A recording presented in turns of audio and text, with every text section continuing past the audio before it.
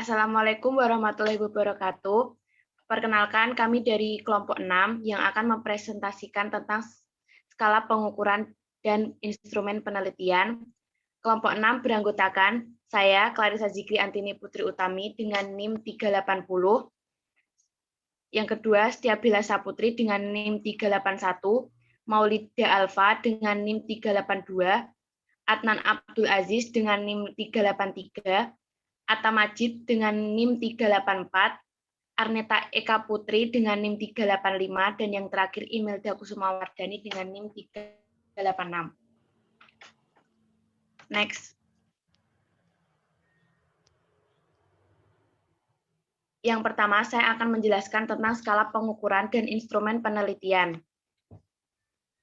Subbabnya yang A, yaitu macam-macam skala pengukuran.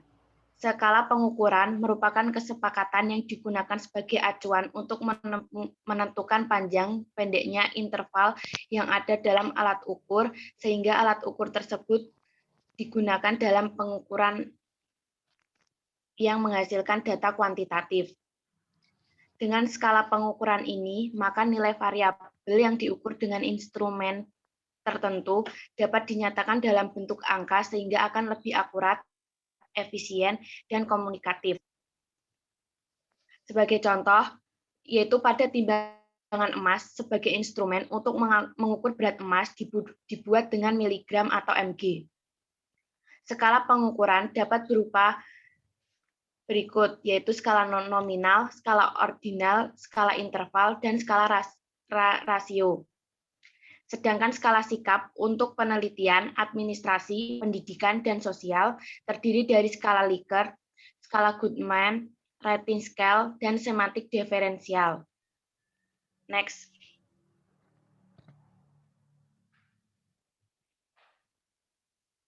Skala Likert, yaitu untuk mengukur sikap, pendapat, dan persepsi seseorang atau sekelompok orang tentang fenomena sosial. Dalam penelitian ini, fenomena sosial telah ditetapkan secara spesifik yang selanjutnya disebut sebagai variabel penelitian.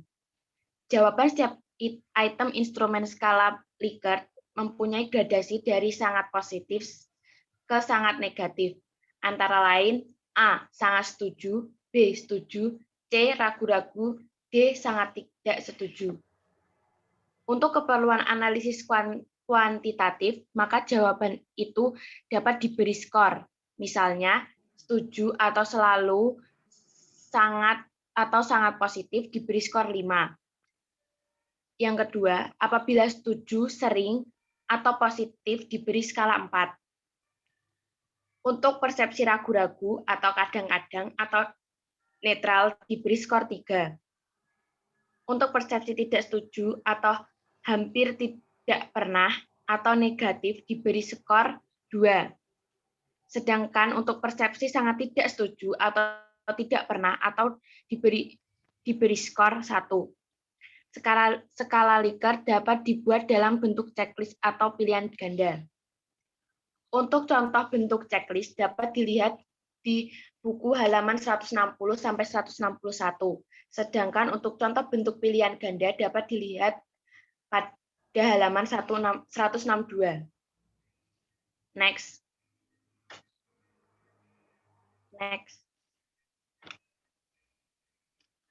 Selanjutnya ada skala Goodman. Skala ini digunakan untuk pengukuran dengan tipe jawaban yang sangat tegas, antara ya, tidak, pernah, tidak pernah, benar, salah. Skala Goodman dapat dibuat dalam bentuk pilihan ganda dan checklist. Yang ketiga, ada semantik diferensial. Skala ini dikembangkan oleh Osgood. Skala ini digunakan untuk mengukur sikap bentuknya dalam satu garis kontinum yang jawabannya sangat positif terletak di bagian kanan garis dan jawaban sangat negatif terletak di bagian kiri garis.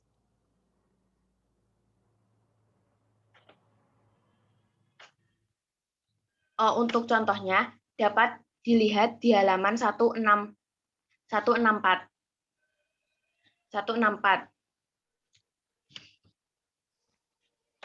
Sekian dari saya, selanjutnya presentasi akan dilanjutkan oleh rekan saya, Setiabela.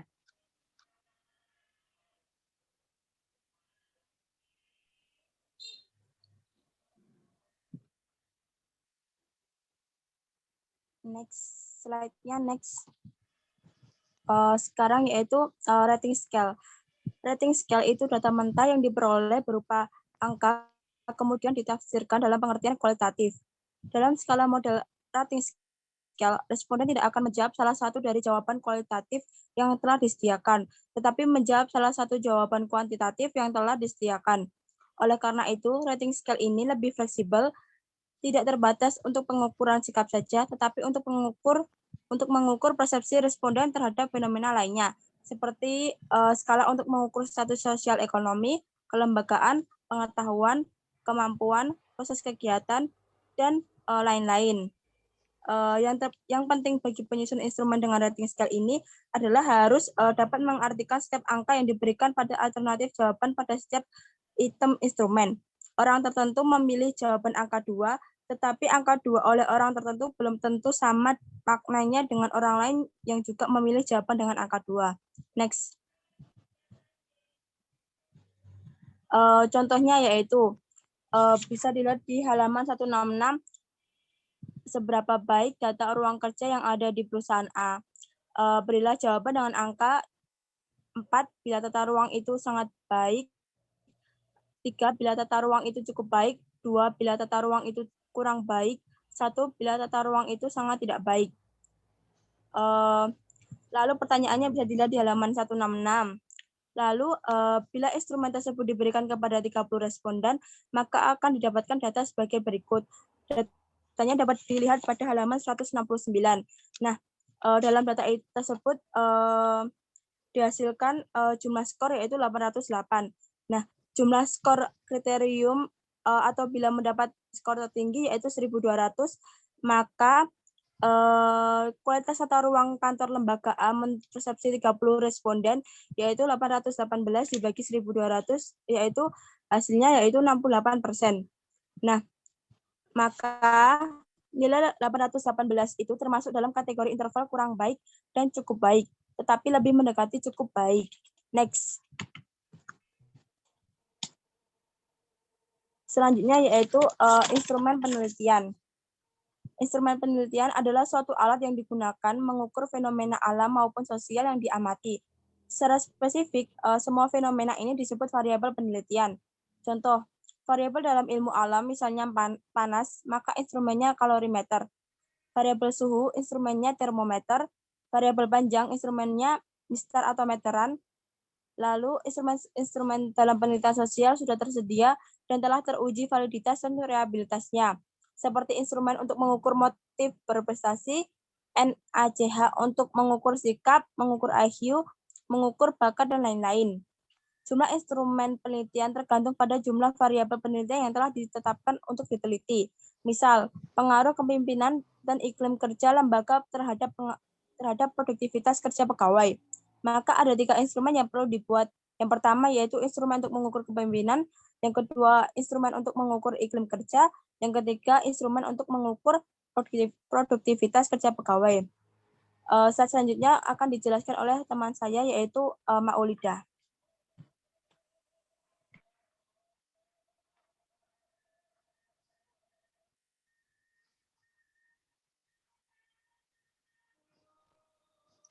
Cara menyusun instrumen. Titik tolak dari penyusunan adalah variabel-variabel. Jadi variabel tersebut diberikan definisi operasionalnya dan dilanjut penentuan indikator ini akan dijabarkan menjadi butir-butir pertanyaan atau pernyataan.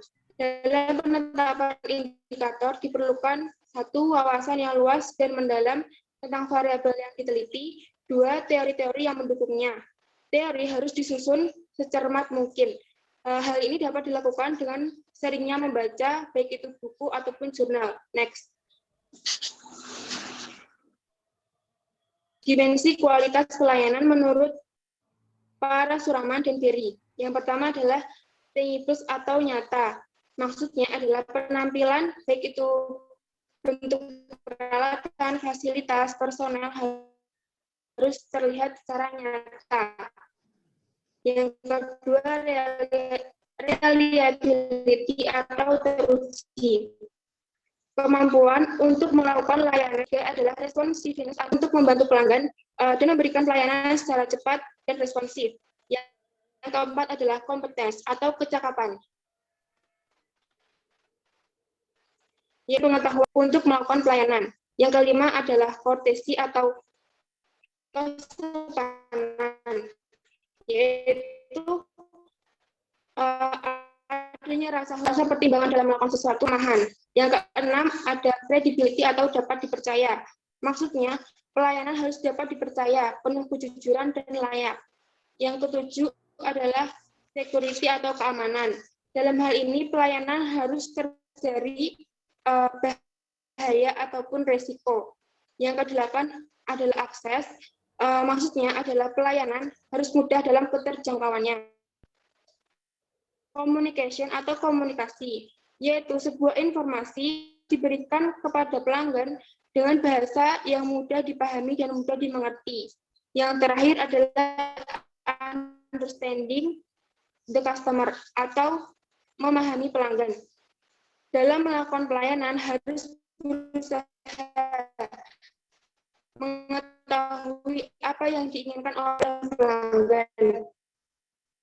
Contoh pertanyaan dapat dilihat. Next. Indikator manajemen yang efektif oleh Robert M. Yang pertama adalah planning.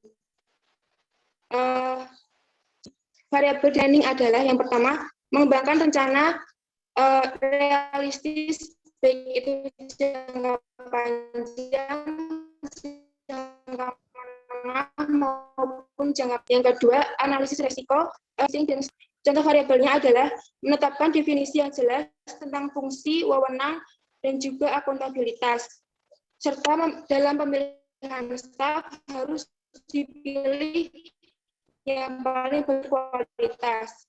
Directing, mempertahankan standar kinerja yang tinggi, dan juga mendorong pengembangan dan pertumbuhan karyawan. Pengembangan dan pertumbuhan karyawan maksudnya adalah pengembangan skill, wawasan, dan juga ilmu. Yang keempat, kontrol. Contoh variabelnya adalah selalu memonitori progres operasional dan juga terus mematuhi jadwal-jadwal yang telah ditentukan. Yang kelima, komunikasi. Berusaha terus menjaga komunikasi baik di internal maupun eksternal suatu organisasi atau perusahaan. Yang kedua adalah terus meminta ide dan pendapat dari karyawan. Yang keenam, procurement atau subcontracting, pengadaan atau subkontrak. Contoh variabelnya adalah bertindak cepat dalam hal pengadaan, serta berperan aktif dalam keputusan make or buy atau buat atau beli. Yang ketujuh atau yang terakhir adalah space and facilities atau space dan fasilitas. Contoh variabelnya adalah secara akurat memprediksi ruang dan fasilitasnya, dan juga selalu mempertahankan standar rumah tangga yang tinggi. Materi selanjutnya akan dijelaskan oleh rekan saya, Adnan. Next.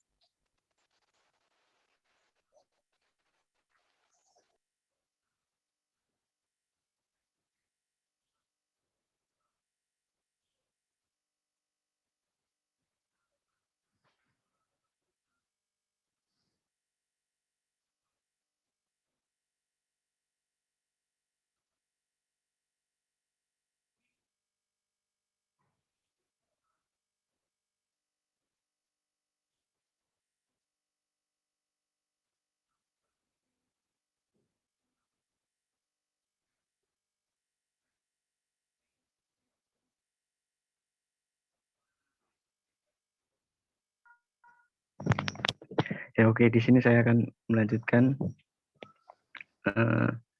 materi dari rekan saya Maulida. Murray dan Rabel 1995 mengemukakan bahwa loyalitas pelanggan dapat disusun dalam bentuk tanggal loyalitas seperti gambar berikut. Yang pertama itu prospek, kemudian kontak emosional, kemudian pengulang, klien, dan penganjur. Next. Selanjutnya Hill 1996 atau 60 mengemukakan loyalitas sebagai menjadi 6 tahapan piramida, yaitu suspek, prospek, customer, client, advocates, dan partner. Next. Moorhead 1986 mengemukakan bahwa indikator birokrasi yang ideal menurut Max Weber, indikator atau prinsip pengorganisasian menurut Vail, dan indikator performance kerja atau kinerja adalah sebagai berikut. Yang pertama, indikator birokrasi yang ideal menurut Weber, yaitu terdiri dari A, rules and procedure, B, division of labor, C, hierarchy of authority, D, technical competence, E, separation of ownership, F, right or and property of the possession, dan G, documentation. Next. 2. Indikator pengorganisasian atau prinsip organisasi menurut Vail. A, division of work, B, authority and responsibility, C, discipline, D, unity of command, E, unity of direction, F, subordination of individual interest to general interest, G, remuneration of personnel, H, centralization, E, scalar chain, dan G, order. Yang ketiga itu indikator performance, itu terdiri dari A, quantity, B, quality, dan C, teamwork, D, innovation, E, independence. Next. Osborne dalam bukunya yang berjudul Reinventing Government, mewirausahakan birokrasi, mengemukakan 10 prinsip yang dapat dijadikan sebagai indikator pemerintah wirausaha. Itu terdiri dari 10. Yang pertama yaitu pemerintah katalis, yang kedua pemerintah milik masyarakat, yang ketiga pemerintah yang kompetitif, 4 pemerintah yang digerakkan oleh misi, 5 pemerintah berorientasi hasil, 6 pemerintah berorientasi pelanggan, 7 pemerintah wirausaha, 8 pemerintah antisipatif, 9 pemerintah berorientasi pasar, dan yang terakhir yaitu mengumpulkan semua jadi satu. Next. Chung atau McKinsey 1981 mengemukakan indikator variabel performance kerja yang meliputi 1. Quantity of work, 2. Quality of work, 3. Job knowledge, 4. Creativeness, 5. Cooperation, 6. Dependability, 7. Inisiatif, 8. Personal quality. Next. Ya, selanjutnya akan dijelaskan oleh rekan saya, Atta. Selanjutnya, D. Contoh judul dan instrumen yang dikembangkan. Contoh judul penelitian, gaya dan situasi kepemimpinan serta pengaruhnya terhadap iklim kerja sosial. Dari judul tersebut terdiri atas 2 variabel independen dan 1 variabel dependen. Masing-masing instrumennya sebagai berikut. A. Instrumen untuk mengukur variabel gaya kepemimpinan. B. Instrumen untuk mengukur variabel situasi kepemimpinan. C. Instrumen untuk mengukur variabel iklim kerja organisasi. Next. 1. Gaya kepemimpinan. Instrumen untuk mengungkapkan gaya kepemimpinan dari suatu unit kerja tertentu dapat melalui angket dengan multiples. Dalam misi angket tersebut dapat berisi pertanyaan seputar kinerja pemimpin itu sendiri yang ditujukan kepada para pegawai. Contoh pertanyaannya dapat dilihat pada halaman 189. 2. Situasi kepemimpinan. Instrumen yang dapat dilakukan untuk mengungkapkan situasi kepemimpinan dapat dilakukan dengan survei angket, observasi, atau dengan wawancara. Next. 3. Iklim kerja organisasi.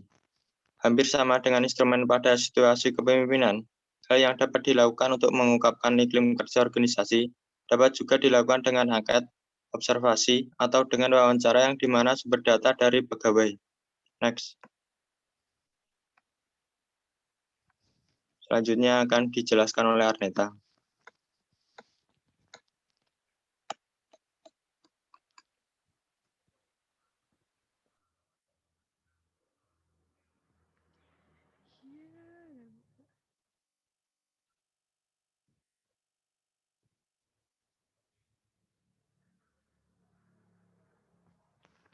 Oke.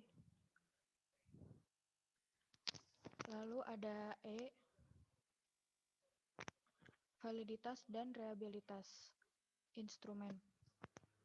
Validitas adalah sejauh mana ketetapan dan kecermatan suatu alat ukur dalam melakukan fungsi ukurnya.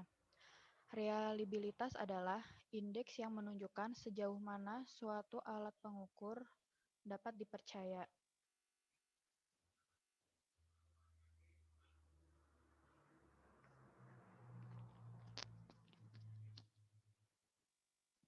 E. Validitas dan reliabilitas instrumen. Validitas adalah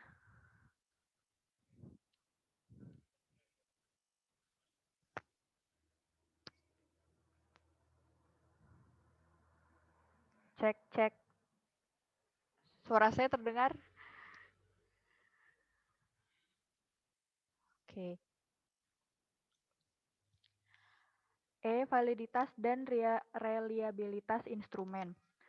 Validitas adalah sejauh mana ketetapan dan kecermatan suatu alat ukur dalam melakukan fungsi ukurnya.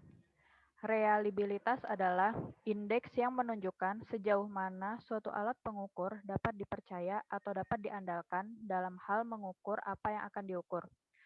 Hasil penelitian yang valid bila terdapat kesamaan antara objek yang terkumpul dengan objek yang sesungguhnya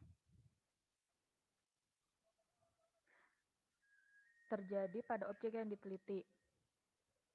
Contohnya, kalau dalam suatu objek itu berwarna merah, sedangkan data yang terkumpul memberikan data berwarna putih, maka hasil dari penelitian tersebut tidaklah valid. Lalu hasil penelitian yang reliable, bila terdapat kesamaan data dalam waktu yang berbeda, maka tidak ada perubahan dalam hasil seterusnya. Contohnya, kalau dalam objek kemarin berwarna merah, maka sekarang dan besok akan tetap berwarna merah. Jadi, instrumen yang valid dan reliable merupakan syarat mutlak untuk mendapatkan hasil penelitian yang valid dan reliable.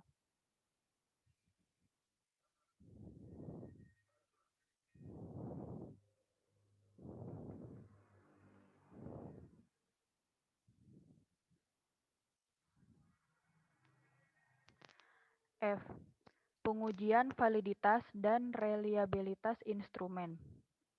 Yang pertama yaitu pengujian validitas instrumen.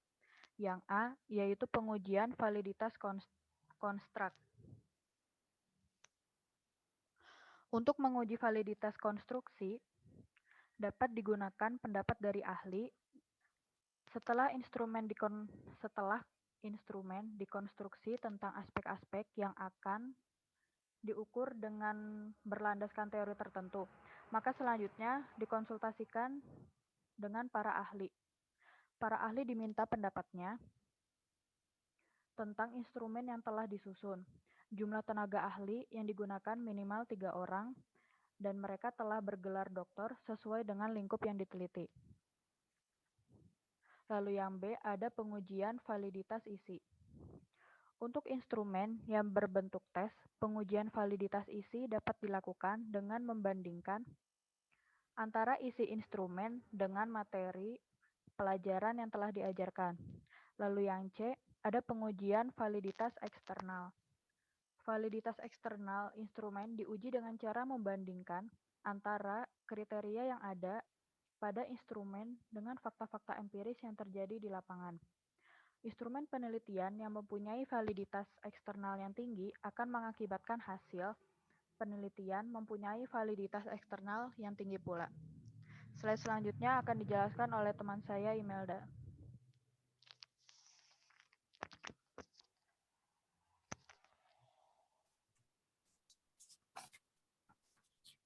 Dua, pengujian reliabilitas instrumen, pengujian dapat dilakukan secara eksternal maupun internal. Secara eksternal dilakukan seperti berikut. A. Tes retest. B. Ekuivalen. C. Gabungan. D. Internal. Dan D. Internal konsistensi.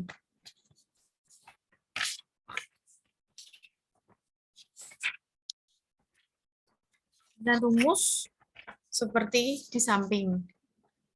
Next.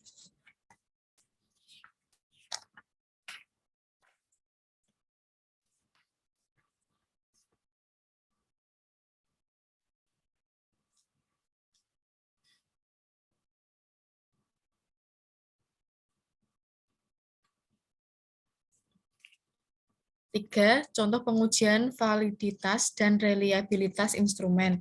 Instrumen yang akan diuji adalah instrumen gaya kepemimpinan manajer. Instrumen terdiri atas 18 butir atau item, di mana tiap butir disiapkan 4 interval jawaban. A. Pengujian validitas instrumen. Gambarnya seperti di bawah.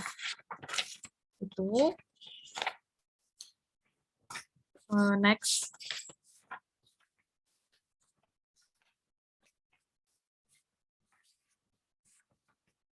B. Pengujian reliabilitas instrumen. Pengujian dilakukan dengan internal konsistensi dengan teknik belah 2, yaitu di tabel 6.13 data untuk item ganjil dan yang di sampingnya data untuk item genap. Next. Terima kasih atas perhatiannya. Untuk sesi diskusi bisa ditanyakan di kolom komentar seperti biasa. Sekian dari kelompok kami, kurang lebihnya mohon maaf. Wassalamualaikum warahmatullahi wabarakatuh.